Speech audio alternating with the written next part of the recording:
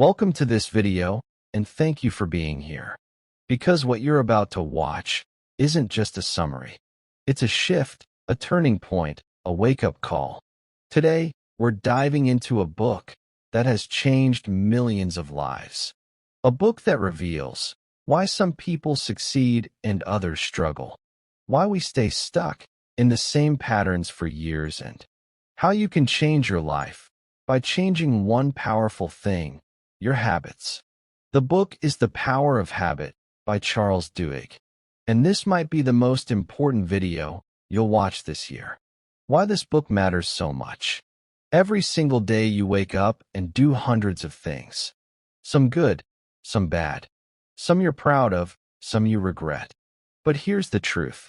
Most of the things you do, from brushing your teeth, checking your phone, getting angry, procrastinating, eating junk food, giving up on your goals, they're not choices. They're habits.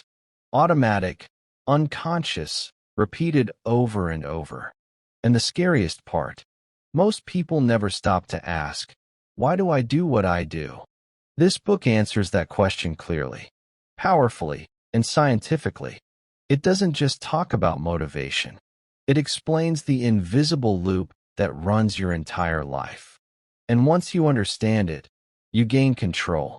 You can stop wasting time. You can stop sabotaging yourself. You can stop making promises you don't keep. You can build new habits, real discipline, long-term success. That's why this summary isn't just information. It's transformation.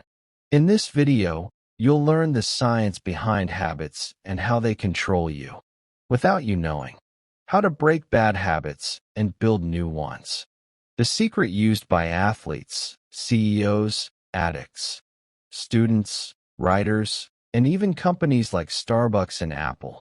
Why willpower isn't enough and what actually works instead. And most importantly, how to become someone who doesn't just change temporarily, but transforms permanently. If you're learning English, this video is perfect for you. Because you won't just improve your mindset. You'll also improve your listening skills, your vocabulary, and your sentence understanding, all in one experience. This is how real learning happens, by listening to powerful content that speaks to your heart in clear, emotional English. That stays in your memory forever. So listen closely, take notes. Let the words sink in, and let's begin the journey. Lesson 1. The Habit Loop. Cue, routine, reward. This is the foundation of everything. If you understand this, you understand your entire behavior. Charles Duhigg explains that every habit, whether good or bad, follows a pattern. It's called the habit loop, and it has 3 parts. 1. Cue, the trigger. Something that reminds your brain to start the habit. 2. Routine. The behavior, what you actually do. 3. Reward. The result, what your brain gets and why it wants to repeat it. Let's break it down with a simple example. Imagine you always eat chocolate at 4 p.m. The cue might be the time. For p.m., or maybe it's boredom or stress. The routine is walking to the fridge, opening it, and grabbing chocolate. The reward is the taste. The feeling of relief, the moment of pleasure. Now, here's the problem. Your brain starts to expect that reward. So, tomorrow at 4 p.m., your brain whispers, "Where's my chocolate?" And you repeat it again and again until it's no longer a choice. It's a habit. This applies to everything. Checking your phone, skipping the gym, smoking, gossiping, even your morning routine. It's not about willpower. It's about loops. Once you understand the loop, you can change the routine and keep the cue and reward the same. So instead of eating chocolate when you're stressed, you go for a walk or drink water or meditate. Same cue, new routine, better reward. That's how you break the loop, by replacing the middle. Lesson 2. Craving is the real power behind your habit. This is where it goes deeper. Most people think habits are just about doing something again and again. But what actually keeps the habit alive is the craving. Craving is what makes your brain feel excited before the habit even starts. It's what makes your body feel anxious until you do it. Let's go back to the chocolate example. You're not addicted to the chocolate itself. You're addicted to the feeling you crave before you eat it. That moment of peace, that taste, that escape. Companies know this. Think about toothpaste. Did you know toothpaste never needed foam or mint? But companies added it. So your brain would crave that fresh, tingly feeling. Now, you don't feel clean unless it's minty. That's craving. Or look at social media. The cue, your phone buzzes. The routine. You open the app, the reward, a like, a message, a notification. But what keeps you coming back? Craving the attention, craving the dopamine, craving the connection. Here's the truth. You can't control what you crave unless you bring awareness to it. The moment you feel that pull, pause. Ask, what am I actually craving? Is it food or comfort? Is it scrolling or escape? Once you name the craving, you reduce its power. That's the second step in mastering your habits. Understanding what your brain is really chasing. Because once you replace the craving, you break the addiction. Lesson 3. The golden rule of habit. Change. Change the routine. Keep the cue and reward. This lesson is the core of real transformation. It's not enough to try harder.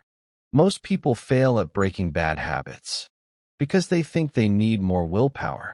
But this book reveals something far more practical and powerful. You don't need to erase the habit. You need to rewire it. The cue will still come. The reward will still matter. But you change the routine in between the part you control. Let's take a real-life example from the book. There's a man named Bill Wilson. He was an alcoholic. Every day after work, he went to a bar. The cue was stress. The routine was drinking. The reward was relaxation. He tried to quit drinking many times, but each time the cue stress remained. So he always went back. One day something changed. Instead of going to the bar, he called a friend. They talked for 30 minutes. He laughed. He felt lighter, less lonely. That was the breakthrough. Same cue, stress, new routine. Conversation, same reward, emotional relief. And that's how Alcoholics Anonymous was born. It's built on this golden rule. Keep the cue and reward, but replace the routine. This works for everything. If you smoke because you feel anxious, replace smoking with deep breathing or a walk. If you scroll social media because you feel bored, replace it with reading or journaling. If you eat junk food at night because you feel empty, replace it with calling someone you love. The key is you don't break habits by fighting them. You redirect them. Think of it like a river. You don't block the flow. You dig a new path. You must become a builder of new routines. Routines that lead to the same emotional reward, but through actions that build you, not destroy you. This is how change happens. Not overnight, but over and over. By replacing one damaging routine with a powerful one.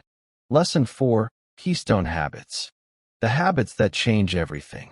This might be the most powerful idea in the entire book. Not all habits are equal. Some habits are so important, so foundational that changing just one of them starts a ripple effect across your whole life. These are called keystone habits. Charles Duhigg explains that keystone habits are habits that spark other positive behaviors automatically. They act like dominoes. One falls and many others follow. Let's take an example story. Lisa, the woman who transformed everything. In the book, we meet a woman named Lisa.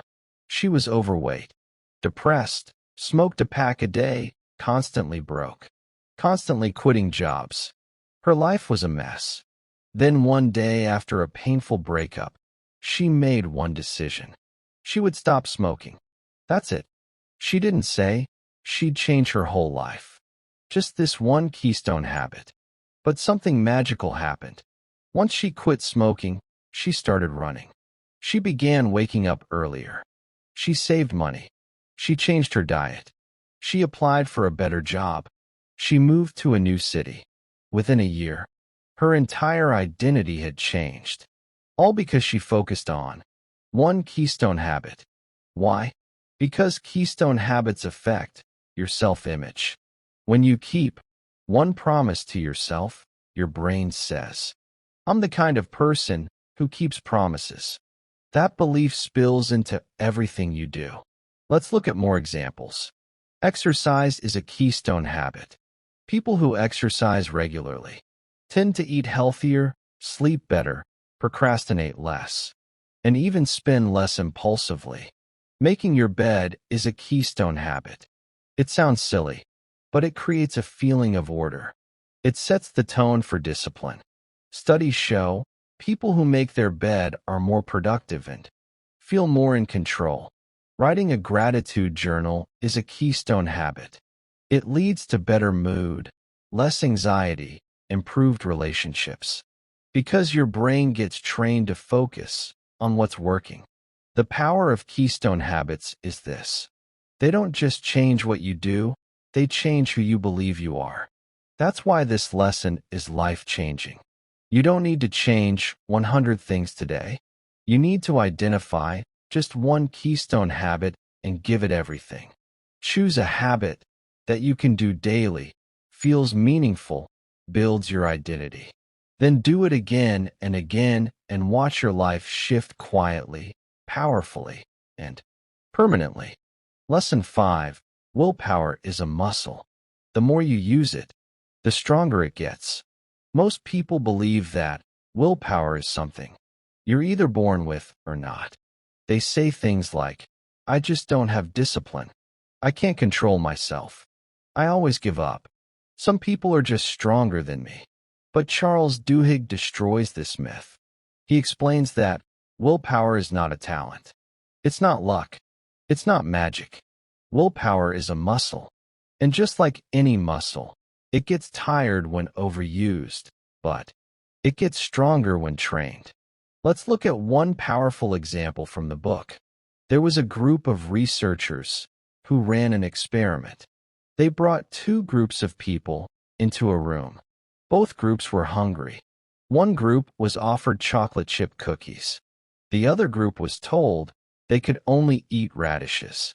The radish group had to sit there resisting the delicious smell of cookies while they munched on bland vegetables.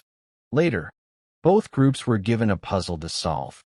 It was a nearly impossible task, and the real test wasn't who could solve it, but who would try the longest before giving up. The result? The people who had resisted the cookies gave up on the puzzle much faster. Why? Because their willpower muscle was already tired. They had used so much self-control earlier that they didn't have energy left for the next challenge. This teaches a powerful truth. Willpower is limited in the short term, but it grows with practice. So how do you build it? Start with small promises to yourself. Don't aim for perfection. Aim for repetition. Examples. Make your bed every morning, no matter what. Drink a glass of water before you check your phone. Write one sentence in a journal every night. Go for a 5-minute walk, even if you don't feel like exercising. Each time you do something you don't feel like doing, your willpower gets stronger. It's like lifting weights. The more resistance you push through, the stronger you become. Eventually, your identity begins to shift. You stop saying, I'm lazy and start saying, I do hard things. You stop saying, I give up and start saying I finish what I start. Willpower is built in moments when no one is watching. When you choose discomfort over convenience. When you show up tired, but still show up. The difference between successful people and average people isn't that they never feel weak. It's that they've trained their willpower and it's become their secret weapon. So start today. Pick something small and prove to yourself, I do what I said I would do. Do it again tomorrow and again the next day. And one day, when life throws something huge at you, you'll be ready. Because you didn't wait for strength. You built it. Lesson 6. The role of belief. Why? You must believe change is possible. This might be the most emotional and spiritual part of the entire book. Charles Duhigg discovered something shocking. Even when people understand the habit loop, even when they learn how to change routines, even when they have strong willpower, they still fail. Why? Because deep down they don't believe they can change. They say they want transformation, but part of them whispers, I've tried before. It never lasts. I'm not the kind of person who sticks to things. I'll always be this way. And that belief becomes their prison. But here's the truth. No habit can be broken without belief. Not belief in magic, not belief in perfection, but belief in possibility. Duhigg explains this, using the story of Alcoholics Anonymous AA. For decades, psychologists couldn't understand why AA worked. There was no official therapy, no medication, no scientific structure. Yet millions of people got sober through it. So what made the difference? It wasn't the steps. It was the belief that change was possible and the support of a group that believed in them, even when they didn't. AA creates a system of belief. People are surrounded by others who say, I was like you. I failed like you. I suffered like you, but I changed, so can you. That belief, even borrowed, becomes the seed of transformation. And once people begin to believe they are capable of change, they act differently. They try again. They stay longer. They push harder. Because now they're not just fighting for a result. They're fighting for a new identity. You can't change your habits permanently if you believe you are still broken. But the moment you say, I am becoming someone new, your brain starts to align with that identity. You don't need to believe everything right now.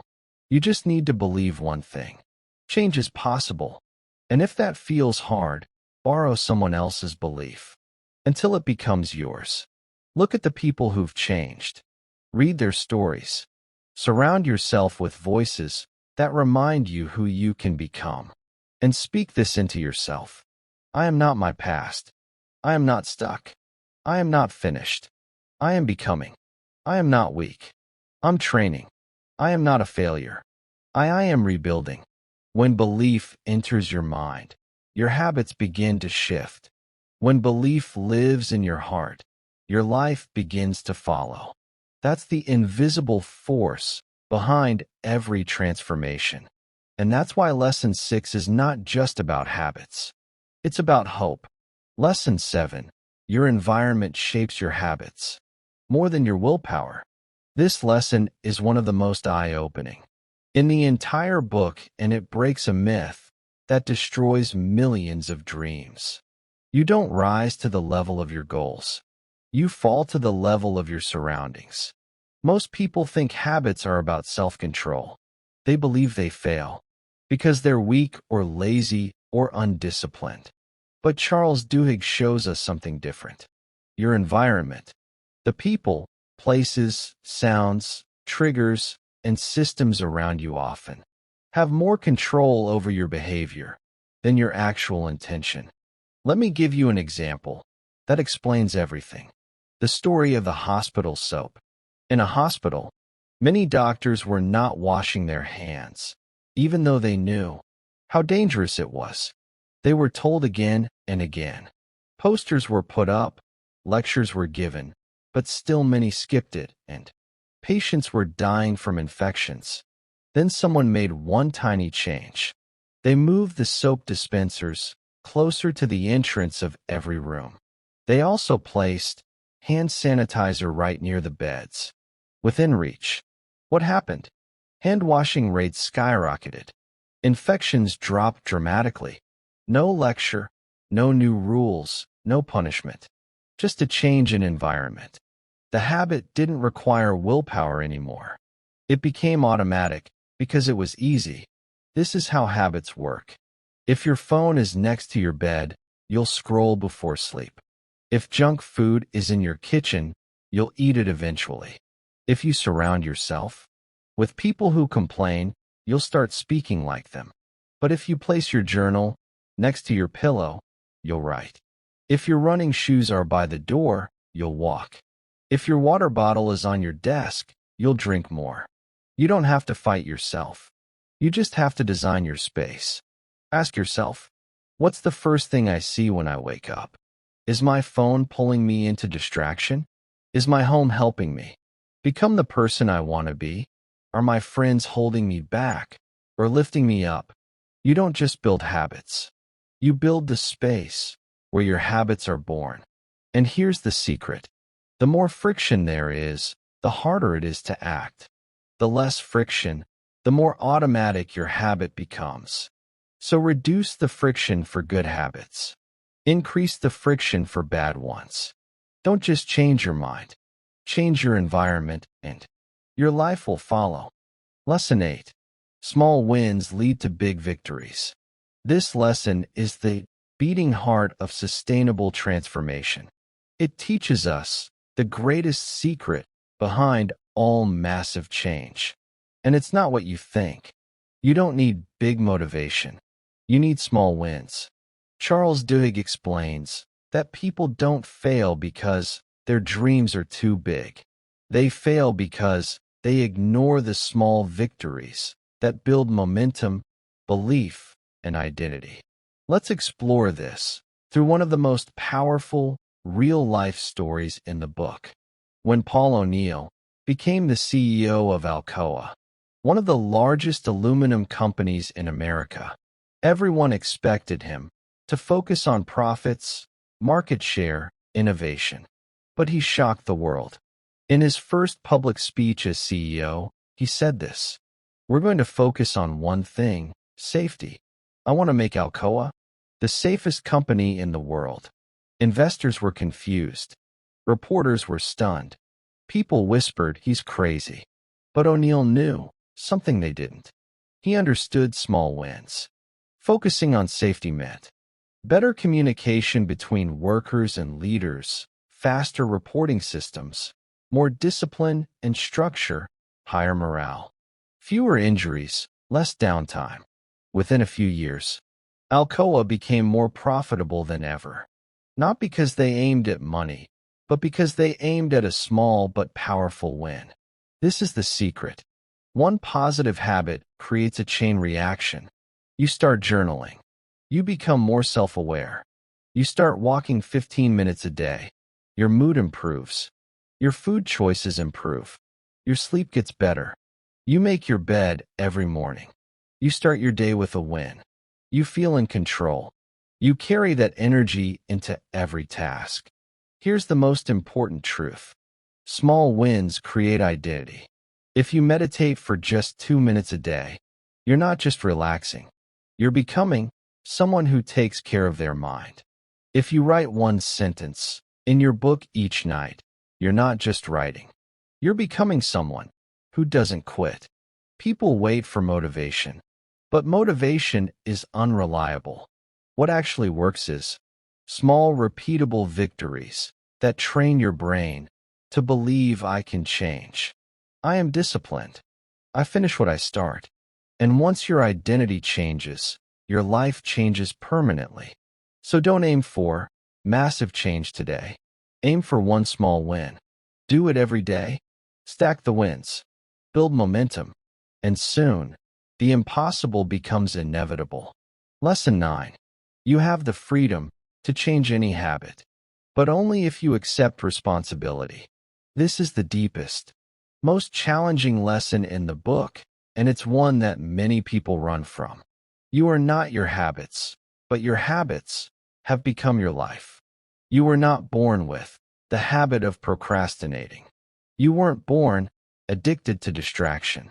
You didn't choose to be lazy, anxious, or emotionally distant. Those things were learned. But here's the truth. What was learned can be unlearned. What was repeated can be replaced. What became automatic can be redesigned. But only if you do one thing.